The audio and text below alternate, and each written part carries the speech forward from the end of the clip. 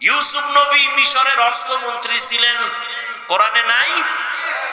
ধর্মের রাজনীতির মধ্যে ধর্ম টানবেন না। আরে আল্লাহর কোরআন ইসলাম তো এটা তো রাষ্ট্রের ব্যাপারে সমাধান তো সুন্দরভাবে দিছেন। শুধু তাই না, আপনি বলেন আগুন পানি যেমন এক না, ধর্ম রাজনীতি এক না। আমরা বলি চিনি পানি যেমন এক, ধর্ম ইসলাম আর রাজনীতি দুটোটাই এক। আর যদি বলেন না এক না, তাহলে বোঝা গেল ইসলাম কোরআন সব দিক থেকে পরিপূর্ণ, রাষ্ট্রের ব্যাপারে কোরআন শরীফ দুর্বল। রাষ্ট্রের ব্যাপারে ইসলামটা দুর্বল।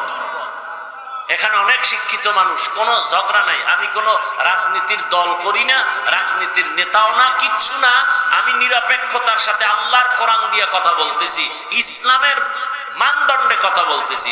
বলেন আল্লাহর কোরআন দুর্বল, ইসলাম দুর্বল? কেন বলেন রাষ্ট্রের ব্যাপারে ইসলামে কিছু নাই? এই সাহস কে দিয়েছে আপনাকে? বরং ফুলের সাথে ঘ্রাণ যেমন লাগানো, ধর্ম আর রাজনীতি তেমন লাগানো।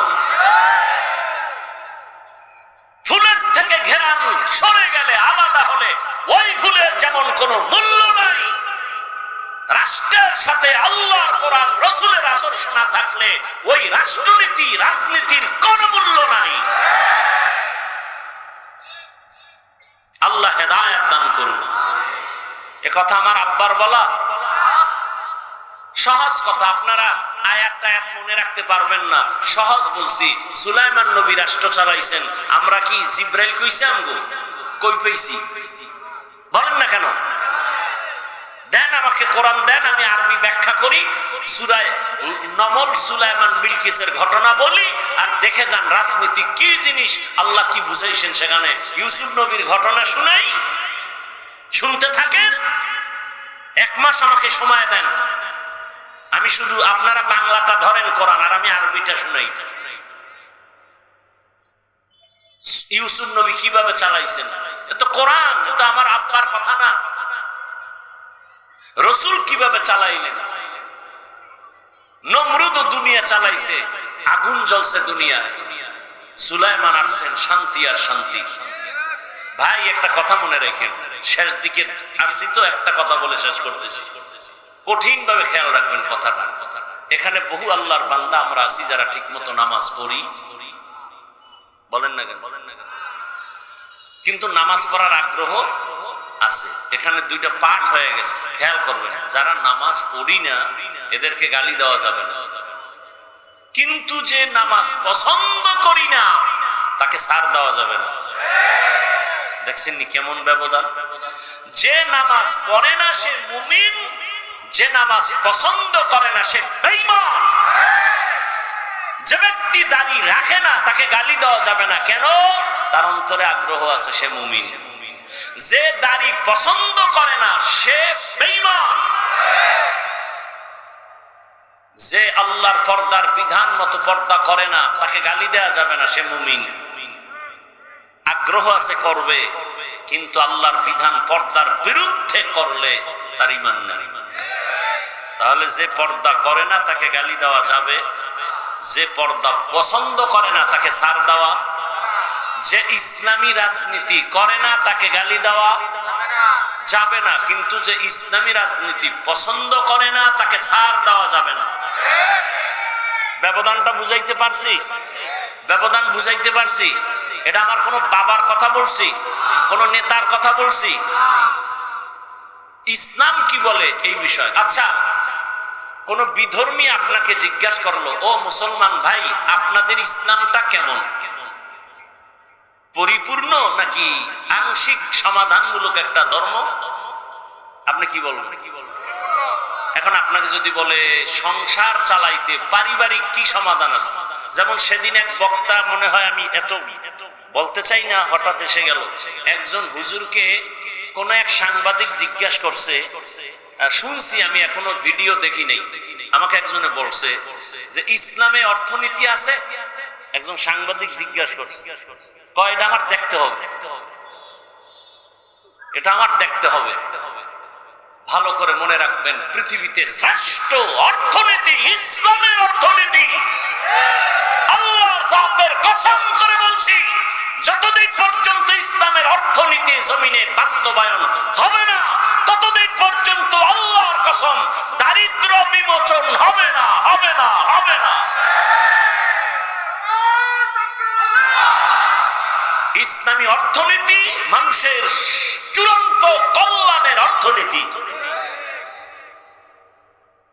ইসলামের অর্থনীতি যেদিন আসবে, সেদিন থেকে দারিদ্র বিমোচন বন্ধ হয়ে যাবে, মানুষ আর ভিক্ষা করে খেতে হবে না। ইসলামী অর্থনীতি চূড়ান্ত নির্ভেজাল অর্থনীতি। আমরা ইসলামটারে কঠিন মনে করি। পৃথিবীতে সহজ ধর্ম ইসলাম, এর মতো সহজ ধর্ম আর নাই। এখন বিধর্মী যদি আপনাকে একটা একটা জায়গায় সামাজিক জীবনে আপনাদের ইসলামের কোন সমাধান আছে, কি বলবেন?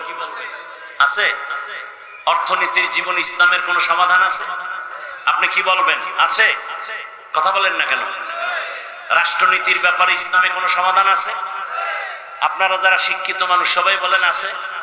কেন আপনি অস্বীকার করবেন? ভাই, স্বাধীন বাংলাদেশ, আপনারা আমরা যে এত মানুষ, মাদ্রাসা এই দেশে বেশি না কম? সত্য কথাটা স্বীকার করেন। আমার দেশে মাদ্রাসা কম, মসজিদ, আলেম ওলামা, পীর মাসায়েখ, দেওবন্দি, কওমি, তাবলীগ, তাহলে সেই বেশি যদি আমরা এই মাস্তানি করি, তাহলে বাঁশের লাঠিলে এত সব বেনামাজির 1 ঘন্টায় ভিডিও সাইজ করা দরকার ছিল। বলেন না কেন? আমরা দেখলে সালাম দেই, দেখলে কি দেই? সালাম দেই, ভালোবাসা দেই। আপনাদের কোনো ক্ষতি করি না, আপনারা আমাদের সহ্যই করতে পারেন না। কারণ বলেন তো, একটা গালি দেই না, হিন্দুদের বিরুদ্ধে বলি না, খ্রিস্টানের বিরুদ্ধে বলি না, ইহুদির বিরুদ্ধে বলি না। আপনি চুরি করছেন এটার জন্য যদি বলি এটা ভালো না, আমি খারাপ। কি আপনি একটা মানুষের উপরে শুধু শুধু গালি দিছেন, বললাম না ভাই এটা ঠিক না, ঠিক না, শালীন ভাষায় বলছি, এতে আমি খারাপ। আপনি একজনের বাড়িতে আগুন লাগাইছেন, বললাম ভাই কাজটা ঠিক হয়নি, এটা তো আমার কথা নয়, একটা মানুষ হিসেবে তো এটা বাধা আসবে। অথচ আপনারা অন্যায় করেন করেন করেন করেন সীমাহীন, কেউ বাধাও দেন, এরপরও ঘুষে উল্টা পাল্টা হট করে একটা হুজুরেরা ঠান্ডা মাথায় নামাজ পড়ায়, মাদ্রাসায় পড়ায়, 3 টাইম মতো খানা খায়, জিকির আজকার করে, দাওয়াত করে, বয়ান করে, সব ঠিক আছে। ফট করে হুজুর গুফরে একটা খোসা দিছে, এবার দেশ গরম। কি আমরা হিন্দুদের বিরুদ্ধে বলি, খ্রিস্টানের বিরুদ্ধে বলি, হিন্দুরা আমাকে অজায় ডিস্টার্ব করছে কেউ? আপনারা এত নির্লজ্জ কেন যে ওদের পূজায় গিয়ে ডিস্টার্ব করতে হবে? বলেন, ওরা আমাকে ঈদের নামাজে ডিস্টার্ব করে, তা আপনি এত বেহায়া কেন যে ওদের ওই পূজায় গিয়ে ডিস্টার্ব করবেন, আর সন্তেষ খাইবেন, আরো কিছু খাইবেন, আর বলবেন আমরা বলি আল্লাহ, আপনারা বলেন ভগবান, সব কথা তো একই। আপনার এই কথা শিখাইছে কে? ধর্ম যার যার, উৎসব সবার, তার মানে বিয়া যার যার, বউ সবার। ঠিক হইলে বউ সাইরে দেন রাস্তায়, যে বিয়া যার যার, কাবিন নামা হাতে লয়ে ঘুমাও, বউ সাইরে দাও, বউ সবার। চাকরি যার যার, বেতন সবার। এখানে না হেন হা কেন? সন্তেষ পাইছেন হেনে না? আল্লাহ হেদায়েত দান করুন, আল্লাহ মাহফিল হেদায়েতের জন্য কবুল করুন। আল্লাহ তাআলা এই জন্য বলছেন, যত বয়ান হোক, সারা রাত হোক, লাভ কি? এখানে এত আল্লাহর গোলাম, আমাদের মধ্যে অনেকেই আজ ফজর পড়ি নাই, জোহর পড়ি নাই, আসর পড়ি নাই, মাগরিব পড়ি নাই। এশার নামাজ সামনে আজান হবে, কয়জনে পড়বে আল্লাহ ভালো জানেন। এই বয়ান শুনে কি লাভ হবে?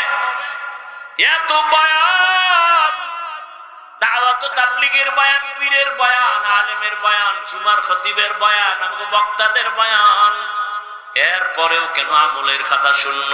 একটা মেডিসিনের অভাব, ওই মেডিসিনের নাম হলো তাকওয়া।